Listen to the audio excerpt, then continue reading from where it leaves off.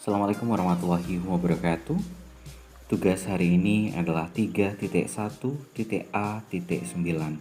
koneksi antar materi pengambilan keputusan sebagai pemimpin pembelajaran oleh CGP Bambang Sugiarto, Angkatan 3, Banyuwangi 4, dengan fasilitator Ibu Dr. Ari Pujiastuti dan pengajar praktik Ibu Pipit Suparlin, SPD.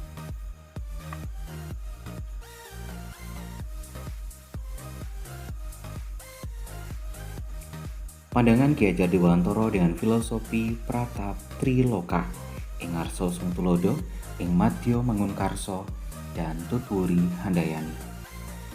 Ing Arsa Sungtulodo berarti bahwa seseorang guru haruslah memberikan suri teladan yang baik kepada orang yang dipimpinnya. Ing Madya Mangunkarsa adalah seorang pemimpin harus bisa bekerja sama dengan orang yang dididiknya, dalam hal ini adalah murid.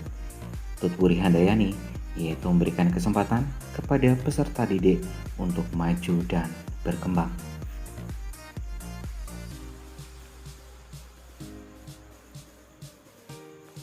Pemecahan permasalahan di dalam problem solving yang di dalamnya ada nilai-nilai dan prinsip pengambilan keputusan yaitu kolaboratif, inovatif, reflektif, mandiri, dan berpihak kepada murid. Setiap keputusan yang dibuat pasti ada tujuan yang akan diraih. Oleh karena itu, pengambilan keputusan yang positif dari seorang guru berpegang pada nilai-nilai yang ada, sehingga 9 langkah pengambilan dan pengujian keputusan harus dilaksanakan. Berikutnya pembahasan tentang coaching. Coaching ini adalah langkah yang sangat berarti untuk membantu peserta didik dalam menyelesaikan permasalahan. Dan dalam hal ini, mereka lah yang bisa menyelesaikan masalah sendiri dengan bantuan coach atau guru. Berikutnya peran fasilitator dan pengajar praktik sangat relevan terhadap CGP selama ini. Karena dengan adanya fasilitator dan pengajar praktik membuat pembelajaran semakin berkarya dan juga bermanfaat. Aspek sosial emosional terhadap pengambilan keputusan, pengetahuan, keterampilan, dan pengambilan keputusan. Di dalam hal ini adalah dengan kita mampu mengendalikan sosial emosional sehingga kita memiliki kemampuan, pengetahuan, dan keterampilan sehingga kita bisa mengambil keputusan dengan baik dan tepat. Terhadap dengan studi kasus terhadap nilai-nilai dari permasalahan yang ada nantinya akan membuat nilai-nilai dari peserta didik akan meningkat, baik itu dalam inovatif, kolaboratif, mandiri, reflektif, berpihak dengan murid. Berikutnya untuk mengetahui keputusan yang tepat terhadap lingkungan yang baik, yaitu yang pertama dilakukannya adalah dengan mengenali dan menentukan apakah ini disebut sebagai dilema etika atau juga dengan bujukan moral.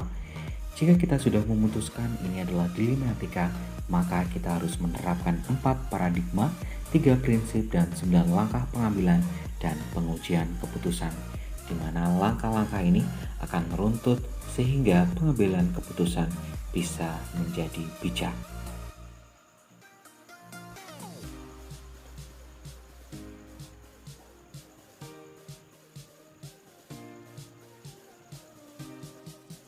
Yang berikutnya adalah hal yang sulit bagi saya untuk menjalankan ini adalah yang di bagian dilema etika, di mana semuanya ini dari sesuatu yang benar melawan yang benar. Dan ini kita harus menentukan pada saat pengambilan keputusan mana yang sekiranya tepat dan bijak untuk kesemuanya, walaupun banyak sekali perdebatan. Pengaruh pengambilan keputusan terhadap pengajaran yang memerdekakan dengan untuk mengetahui pengaruhnya dengan kita melakukan 4 paradigma, 3 prinsip, dan 9 langkah pengambilan keputusan sehingga pengaruh tersebut akan tidak berdampak yang berkelanjutan namun kita bisa melihat di bagian hasil, di mana hasilnya nanti akan menjadi sangat baik. Berikutnya adalah guru terhadap masa depan terhadap peserta didiknya. Ketika kita melihat potensi peserta didik dan juga kebutuhan belajar peserta didik, semuanya akan berdampak yang lebih baik kepada peserta didik karena akan terpacu bagaimana kita mendidik peserta didik itu dengan baik.